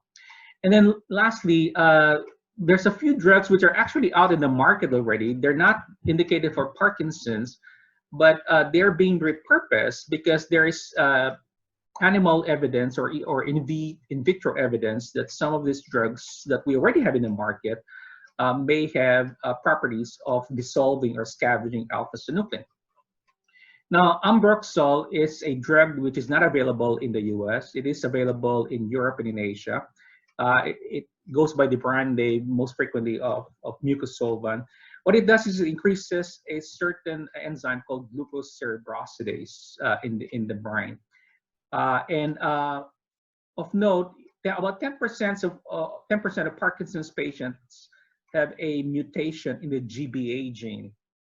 Now, patients with Parkinson's with this mutation are usually a little bit younger and they have more cognitive impairment, but their motor or presentation or phenotype is exactly the same as Parkinson's. They're also levodopa responsive. They say that if one is positive for the GBA gene 1 mutation, one is at risk. One is more at risk for Parkinson's in the range of about 20 to 30 times more. They have found out that Ambroxol reduces the amount of alpha synuclein. So there was a study which was recently published called the AIM-PD study, and it used this amount of Ambroxol per day. It was a small study of 18 patients over 6 months, and what they found out was that there was improvement of the motor scores by on average 6.8 points. And then if they measured the alpha synuclein in the fluid in the back, the CSF fluid, they found that there was an increased level, which means, and they're interpreting it as alpha synuclein being expelled from the cells. And then there's this drug being used for leukemia. It's an FDA-approved drug in the US. Earlier studies showed that it may reverse a loss of dopamine neurons in animal studies and improve motor scores. And they think the way it works is that it dissolves alpha synuclein or removes them from the tissues. And then there was an open label study in 2016 for 12 Parkinson's patients with dementia as well as dementia with Lewy bodies. And they used 2 kinds of doses, 150 versus 300.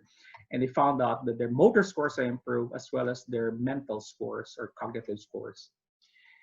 However, a bigger study was done, which was eventually published in December, and what they found was that the 75 patients given either 150 milligrams, 300 milligrams of nilotinib versus placebo, what they found was that the nilotinib group remained stable with no decline in motor and non-motor scores, and that there was 20% less alpha-synuclein and 30% less tau in those that received nilotinib.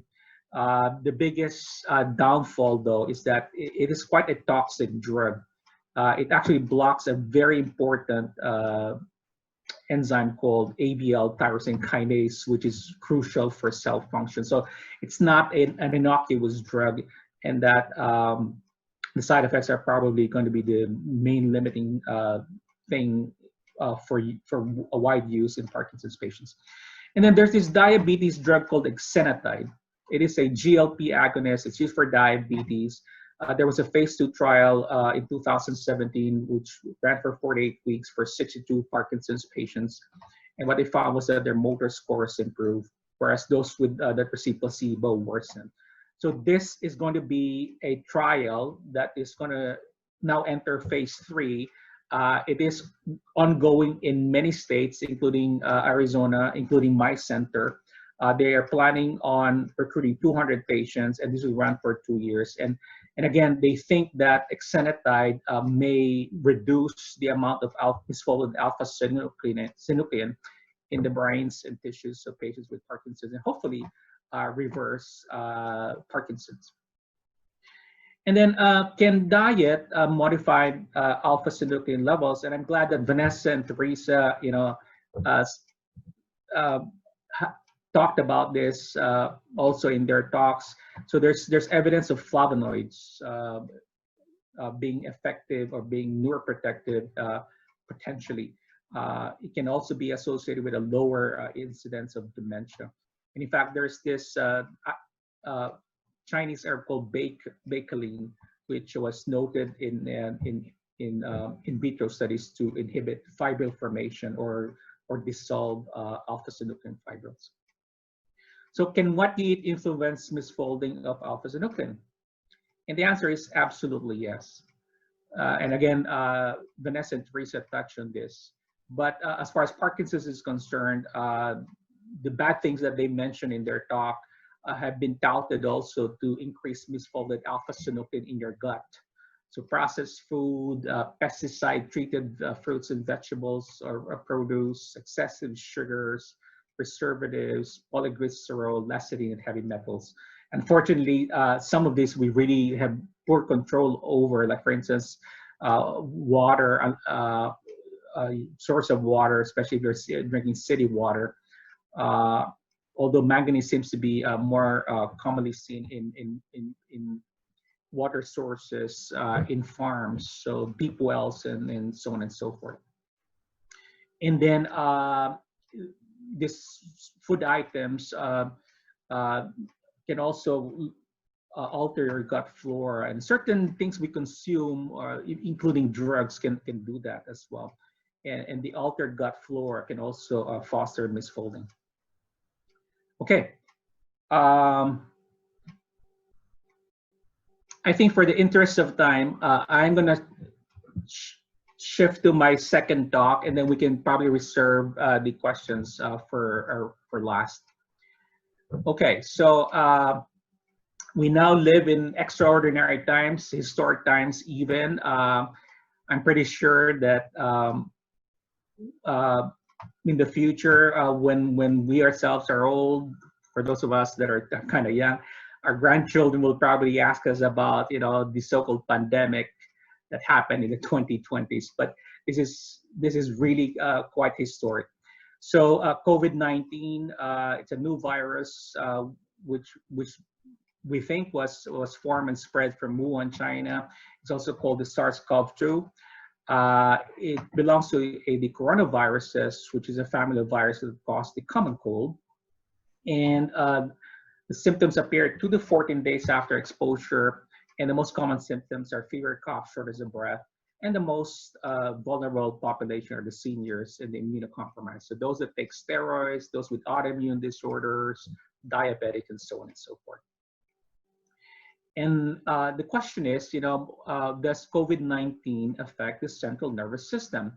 So the answer is yes. So for instance, about 1/4 of patients with COVID-19 that were hospitalized had symptoms referable to the central nervous system. So for instance, headaches, dizziness, impaired consciousness, confusion, hallucinations.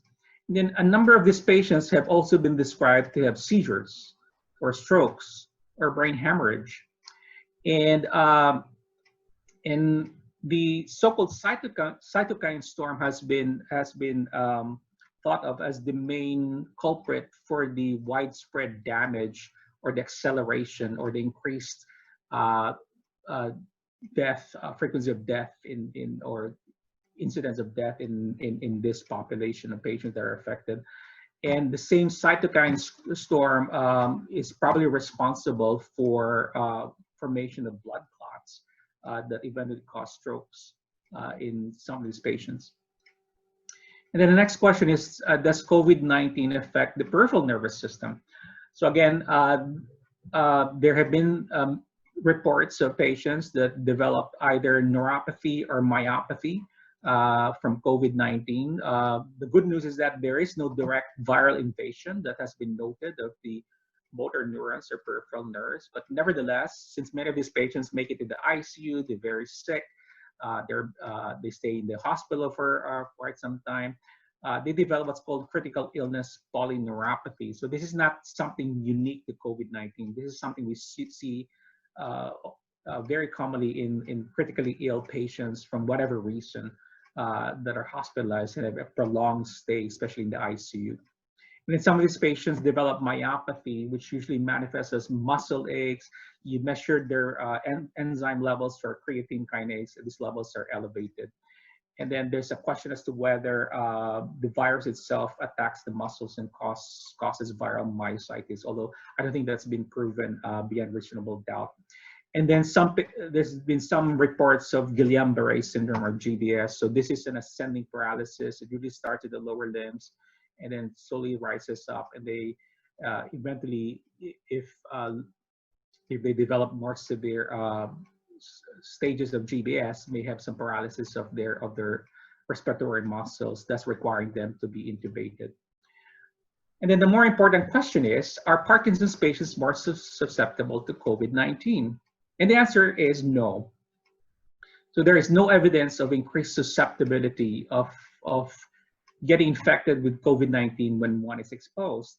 However, Parkinson's patients are considered high risk nevertheless. So if a Parkinson's patient develops, unfortunately, gets infected with COVID-19, and given that they're elderly, and given that they may have impaired swallowing, they may have difficulty clearing their secretions, their cough reflex may not be very effective.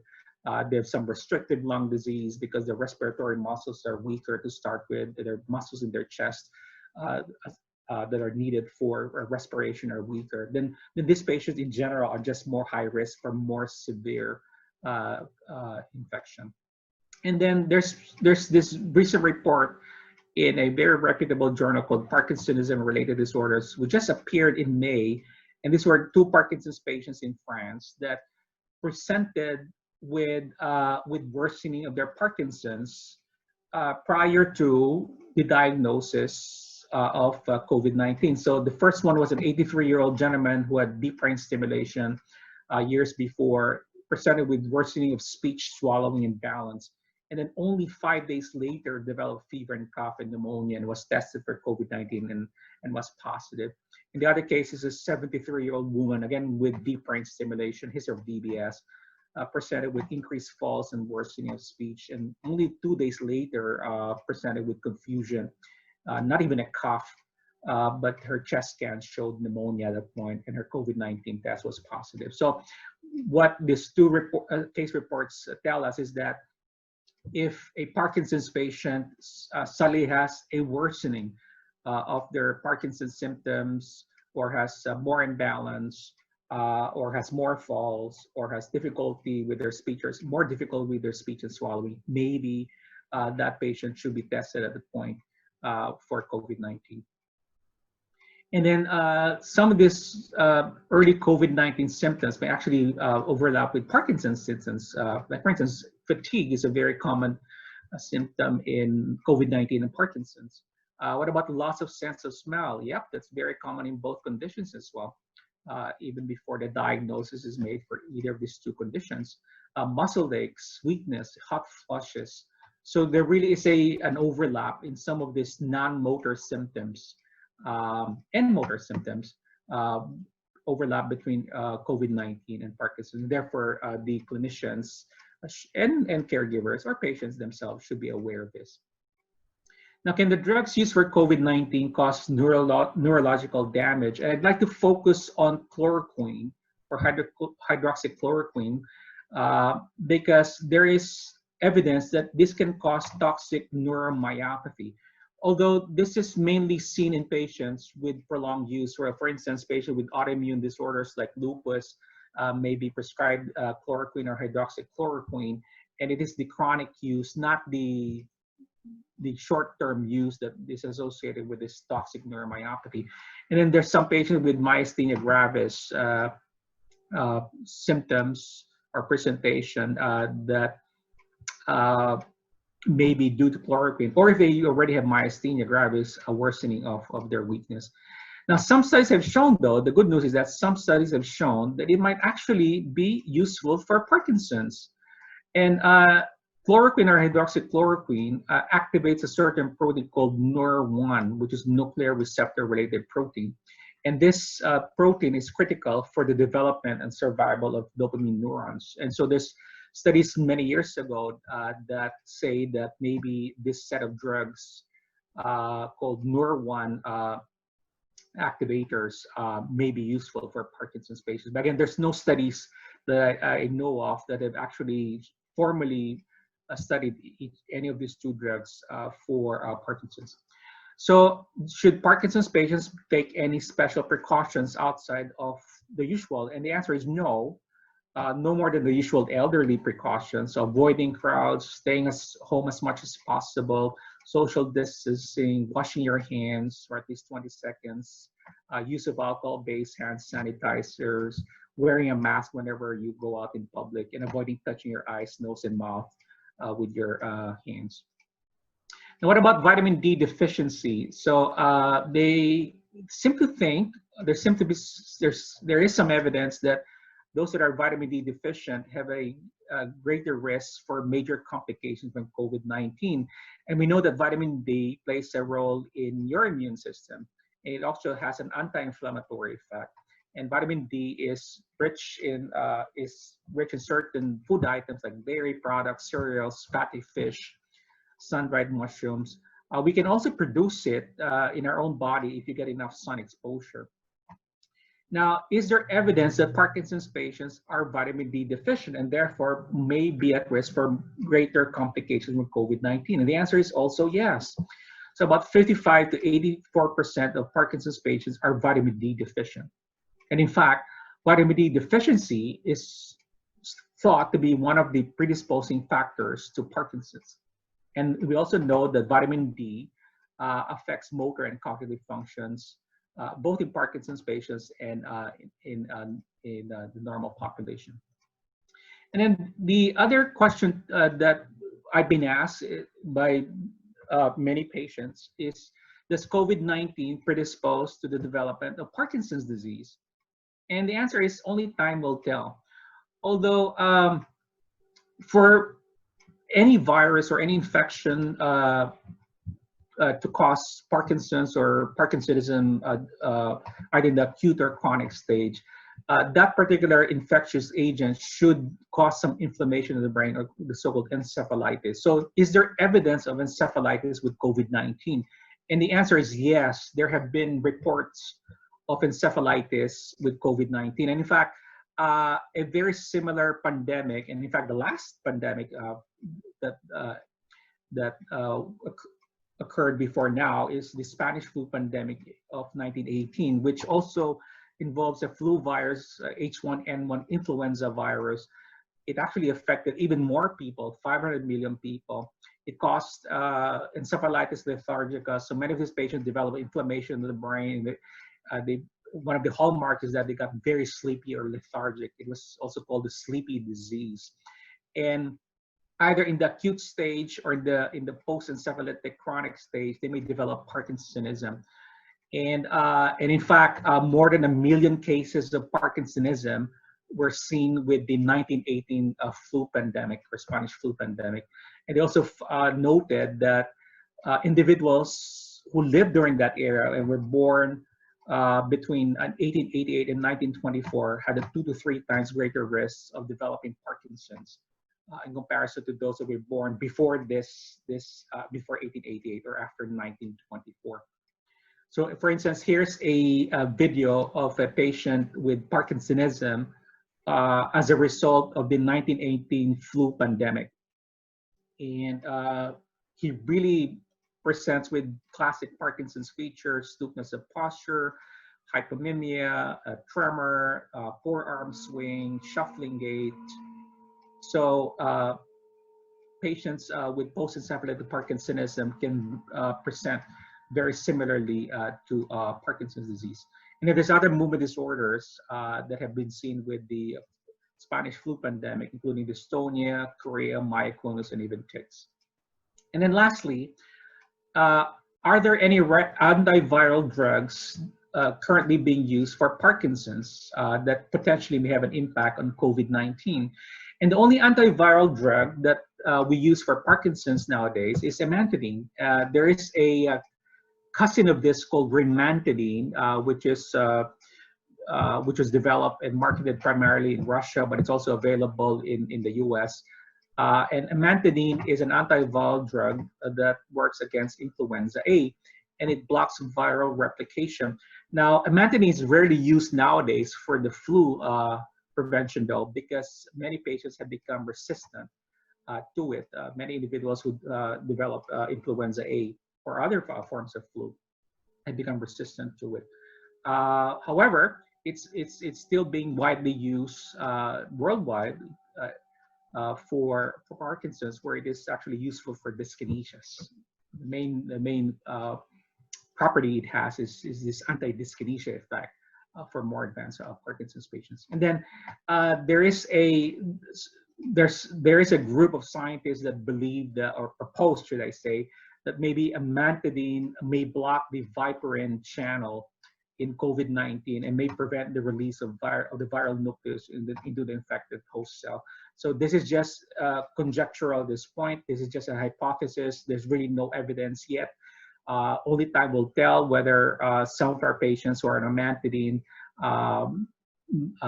whether the frequency, I should say, of COVID-19 affection or severity is less in patients who were exposed to amantadine for many reasons, including Parkinson's, versus those that were not. And then lastly, for our next seminar in August, I think August 21st, I've been asked many times by patients about this news report that came out of stem cells from the skin of one patient that were harvested and cultured and made to differentiate into dopamine cells, leading to cure. So this is a preview of what we're going to be discussing, hopefully, in the next seminar. And then at this point, I'd like to open the floor for questions and answers.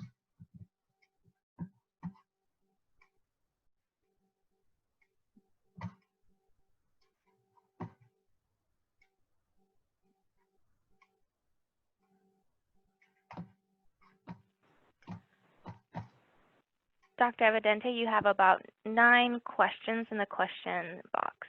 Okay, let me take a look at those questions. Hold on. Okay. Is it possible to know the source of the statistics used in this presentation? Yeah, just email me, or should I say, what is the best way, Melissa? Should they contact you? Yes, they could send me an email at director@mdfa.us, and I could forward it to you. Okay, perfect. Next question, is the biopsy covered by insurance? Yes. Medicare covers this without questions asked. For commercial payers, we usually get pre-authorization. So far, we've been very successful, even with the commercial payers. Even the VA or TRICARE or TriWest will cover this with the proper pre-authorizations. Next question, do you recommend skin biopsy for family members of Parkinson's? Interesting question. Well, have we done skin biopsies of patients with no motor symptoms but have been referred to my office for REM behavior disorder? The answer is yes. And have we detected alpha-synuclein in those patients? Yes.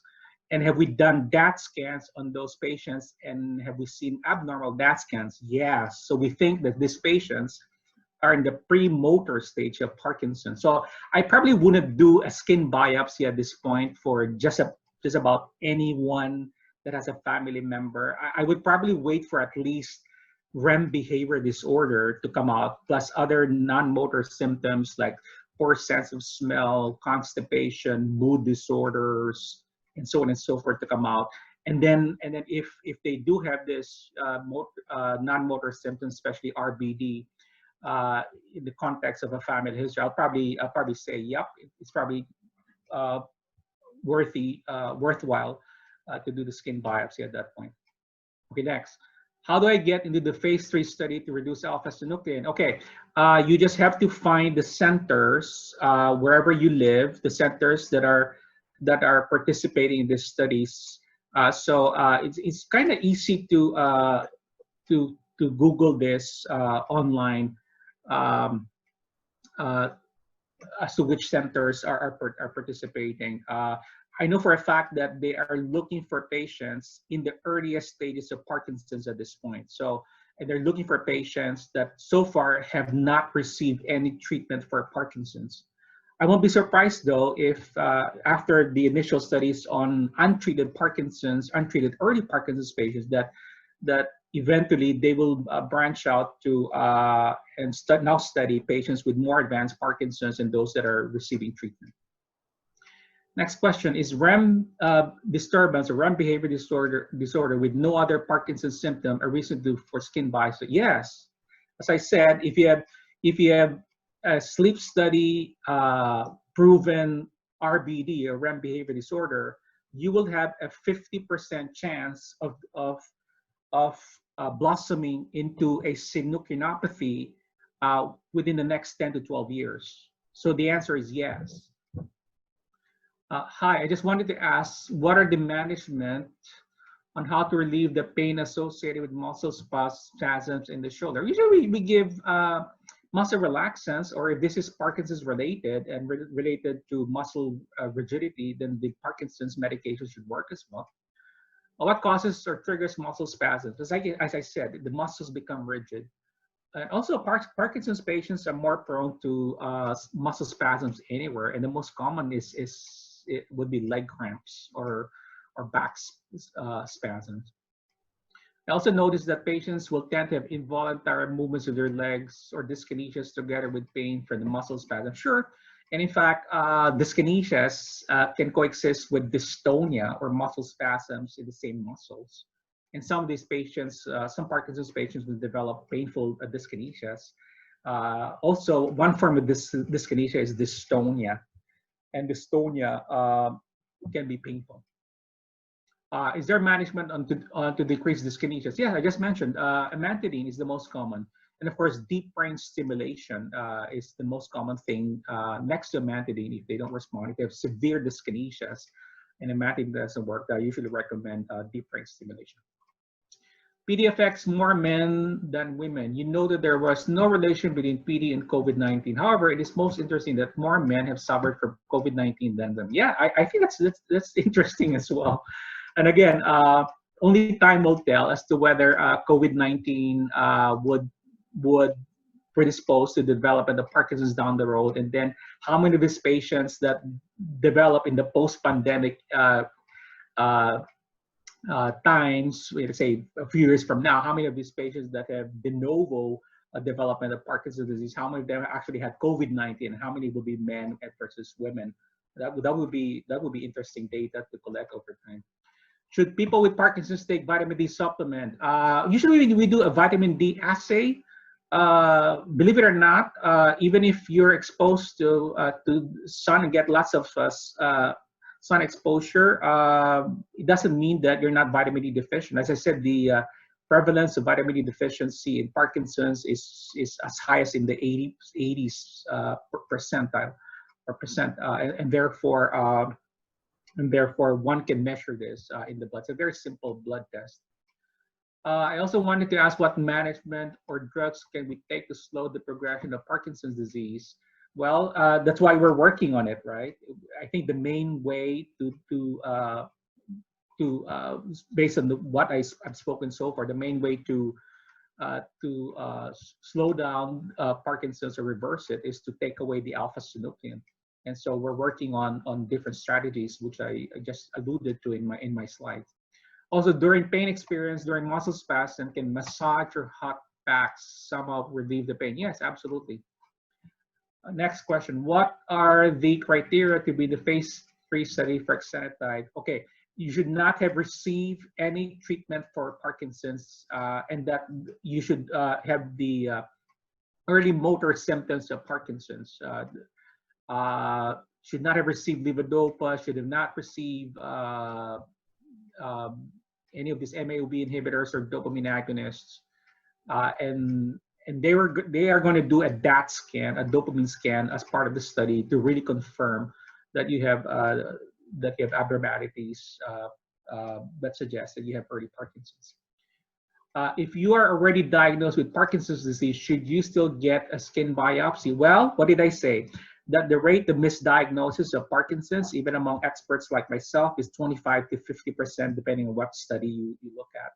So if you have levodopa responsive Parkinson's and the levodopa responsiveness is enduring, so 5 years or more have passed, you still are responsive to it, and more so if you develop levodopa-induced dyskinesias and motor fluctuations, probably there is no reason to do the biopsy at that point. However, during the first 5 years, if there's any question as to whether you have Parkinson's or not, or you're not responding the way you should be or are expected to, or if you don't tolerate the Parkinson's medicines, then I would probably say you probably need a skin biopsy to really confirm whether you have Parkinson's or not. Awesome. Thank you, Dr. Evidente. Oh, we have one more question. Okay. I know I had abnormal DAT scan associated with diminished uptake in the left putamen. What is the putamen? I forgot to ask you what are you doing. Okay, remember we talked about the caudate and the putamen. So that is part of the basal ganglia. So so the caudate and putamen, or the part of the basal ganglia called the striatum, controls your movement. It modulates your movement. So abnormalities in the basal ganglia are associated with movement disorders like Parkinson's. And in Parkinson's patients, it is the putamen that is hit first. So if you do a DAT scan in early Parkinson's, I showed you the DAT scan films a while ago, the putaminal signal is reduced first, the tails go first, and then eventually the caudate head also gets involved. Is taking vitamin C with zinc recommended for Parkinson's patients to protect and increase immunity against COVID? Well, there's really no good studies that vitamin C and zinc really work to prevent COVID-19. But in general, there seems to be some evidence that it increases your immune mechanism. So generically, yes, I would say that vitamin C and zinc may help. We know that zinc helps prevent the common cold. As to whether that combination of vitamin C and zinc, helps COVID-19 is yet to be determined. And as a neurologist, do you think we are nearing to a cure? I think we're coming closer. The fact that we're now focusing on ways to remove this alpha synuclein from the brain and from the tissues in Parkinson's tells me that we're coming closer to a cure. Awesome. Thank you, Dr. Evidente. Anybody has any